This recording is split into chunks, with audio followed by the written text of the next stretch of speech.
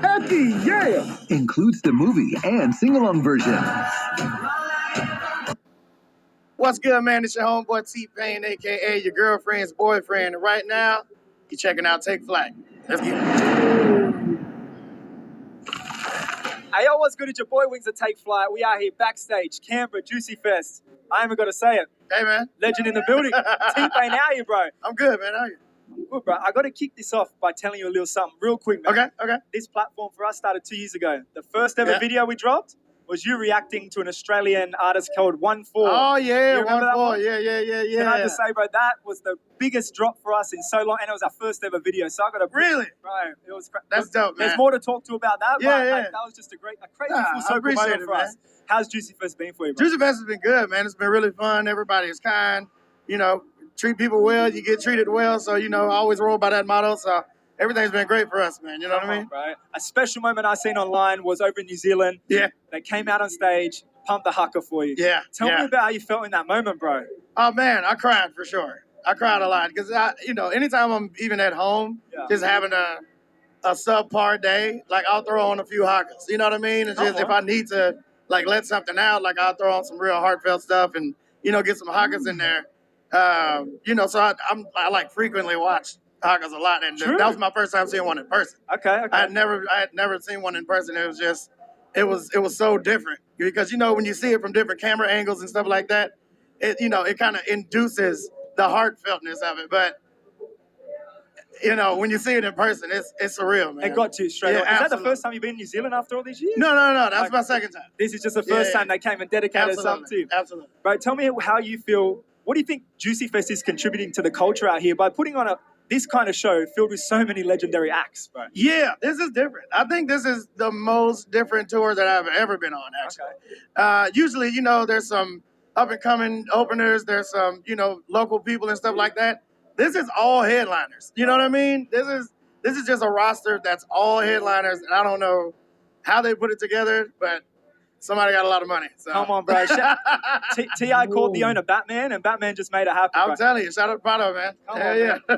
Since we're at Juicy Fest, bro, we're looking for a juicy story. But when I say that, I'm talking juicy studio story. So whether it's a time you're in the studio came up with one of your iconic songs, something that happened, and a collab that never came about. Wow. Anything you've got off the top of your head, bro. Woo! Come on.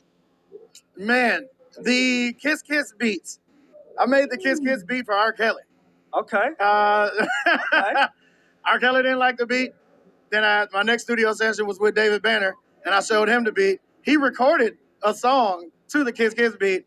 He just never did anything with it, and I still had the beat when I met up with Chris Brown.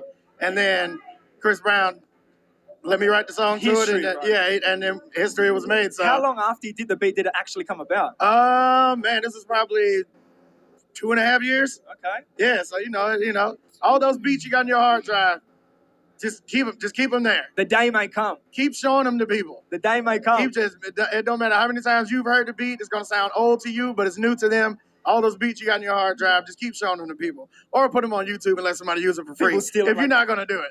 If you're not going to do anything with it, bro? Just put it on YouTube, T-Pain might find it. Probably not. But right. You never know. Look, quick throwback to the reaction videos I was talking about. Mm-hmm. Have you noticed the impact of just you reacting to a song can have on an artist? Not really. No? I haven't noticed it because it's not like a motive behind it. You know what I'm saying? It's like a natural thing. I'm reacting naturally to something. And once I react, it's like, all right, cool. Don't need to follow that. I got my first impressions, and that was...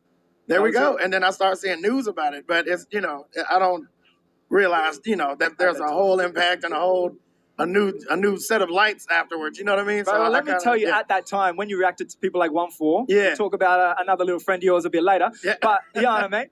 1-4, there was a heap of artists out here, Young and Lips, Posse Shot. Yeah.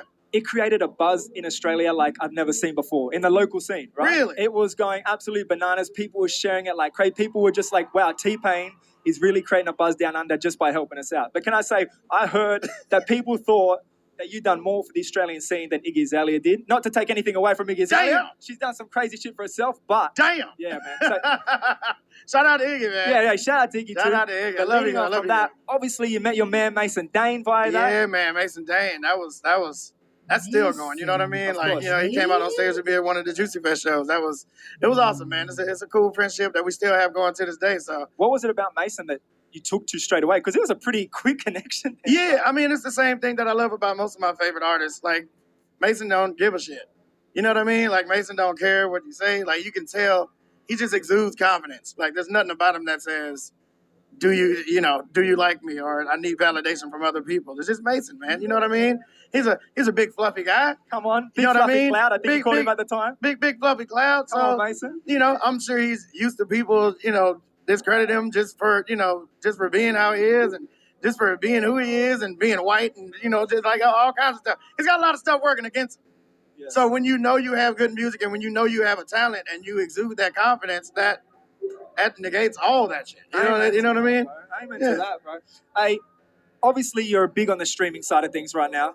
Yeah. Or you have been for a while. Yeah. You've diversified yourself in so many ways. How important do you think it's been for yourself to diversify yourself as an artist more than just, locking yourself away in a studio? Yeah, so it's very important. I think it's very important to diversify. I don't think it's important to diversify for business wise. Like it's not really a necessary thing for me on the business side of it. It was necessary for my mental health. It was necessary for my well-being because I needed to do something else. And I was always doing these things. But now that it's coming to the light and people get to see the background of my personality and people get to see what I do when I'm not in the studio, I mean, it's easier. You know what I mean? To make it a part of my life. They always say find something that you like doing and find a way to get paid for it. You know what I mean? Just do what you love. You never work a day in your life. So I'm just in that phase of my life right now. So, my work is my hobby. Come on, bro. Yeah. Look, I got to go on to something that's a bit more current. I think, and a lot of people are out there, you deserve your flowers for everything you've done over the years, right? Yeah. You absolutely do, bro. I got to say, right? Thank you, man. But for some reason, online, there are a lot of people who seem to not know that you can sing your fucking ass off to this day. Is it as strange to you as it is to me to this day? It's not strange. It's a little frustrating because, you try to explain that to people and they're like, nope, I know what I know. I heard you. That was auto-tune. I know what that is. That's for people that can't sing. And I know everything about singing. Even though I'm not a singer, I know everything there is to know about singing. So there it is. And that's the only part that gets frustrating. And we get, every 2 or 3 years or so, there's a new batch of people that just haven't seen. I saw a tweet today that said T-Pain needs to do a Tiny Desk concert. And I'm Right. like, okay, what? We done that.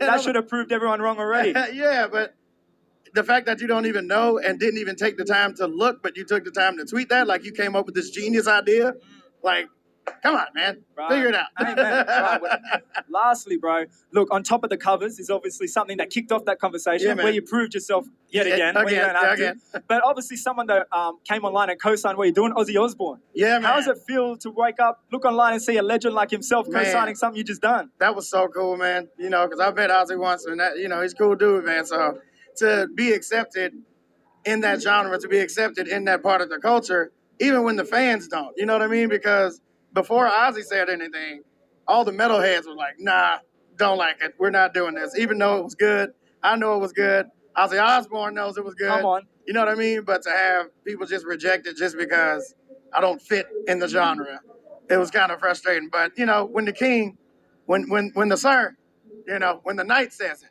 Cannot be proved wrong. that's it. It's over. All right, I appreciate your time. Yes, Thank you sir. again. You're Thank going to you, kill brother. that stage already. I'ma try, It's your man. boy Wings. It's Take Flies. T-Pain. Yes, sir. We are.